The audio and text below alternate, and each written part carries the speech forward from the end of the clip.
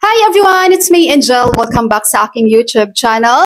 Happy Valentine's Day to all sa mga nanonood ngayon. Ang ating video for today guys, para po sa mga SSS pensioners na nakapag 18 months advance pension na with SSS. Dahil hingi po ako sa inyo ng opinion ngayon or naging experience nyo nung kayo ay nag-avail ng 18 months advance pension. Kailan po kayo nag-umpisa ng inyong monthly pension?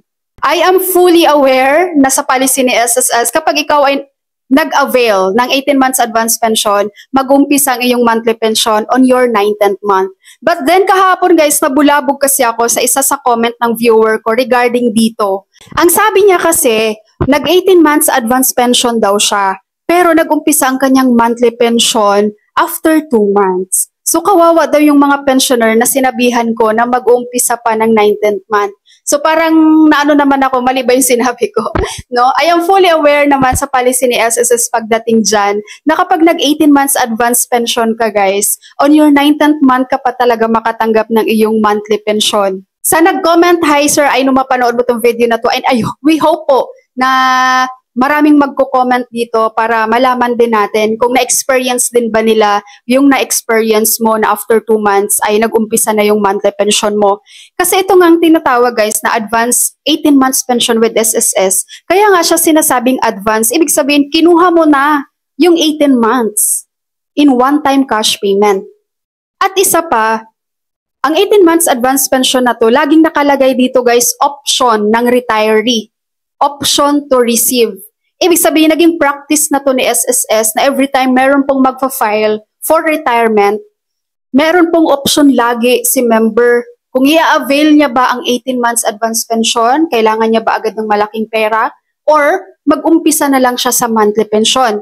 Kasi ang unfair naman. For example, sir ha, dalawa kayong sabay mag-file ng retirement sa SSS. Ikaw, in-avail mo ang 18 months advance pension, ang kasama mo hindi.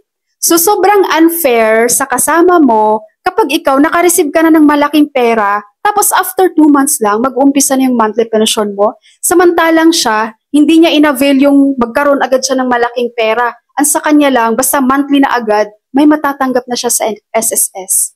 Diba? Na-gets mo? I'm sure, ay guys, remind ko lang po ha, please, no hate comment. You are free to comment below, but please, no hate comment po.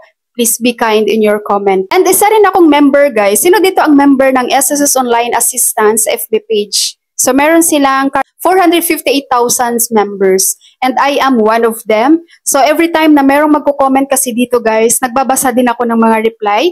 And let's say for example, meron ditong nag-comment. Sabi niya, tanong ko lang po, kapag nag-advance ng 18 months pension, pagka 19th months ka pa ba makakatanggap ng monthly pension mo? And lahat talaga ng mga sumasagot dito guys is yes. So mga ano na to, experienced pensioners no, na under 19th month talaga sila nakakatanggap ng kanilang pension with SSS. May iba nga ditong nagko-comment, ma'am, kailan ba mag-umpisa yung monthly pension ko? Kasi 6 months na or 7 months na akong nakatanggap ng advance ko, hanggang ngayon di pa rin ako nakatanggap ng monthly pension. It's because on your 19th ka pa, mag-start ng iyong monthly pension.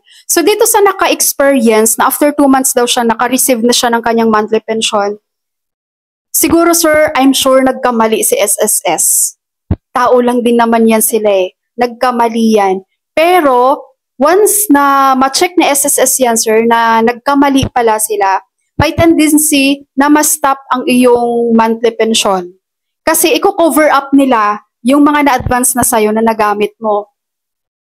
Kumbaga, ano yan eh, ang tawag kasi nila dyan, overpayment sa pension nyo po. So, baka darating yung panahon or months, but sana wag na nilang mapansin, di ba, para ma-enjoy mo. Pero pag dumating yung buwan na yun, sir, na makita nila yung records mo, hala, mali pala tayo dito, kaya, Poncio Pilato. So, may mga buwan niya na hindi ka makatanggap ng pension mo, may stop yan kasi i-cover up nila yung mga na-advance sa'yo na nagamit mo na supposedly hindi ka pa dapat makatanggap. So sa ating mga SSS pensioners dyan guys na nag-18 months advance pension with SSS, please comment below. Gusto kong magbasa ng inyong mga comment. Ano bang naging experience nyo? Kung meron ba ditong same sa naging experience kay sir. Alright, so that's all for my video for today. Thank you so much for watching everyone. God bless y'all.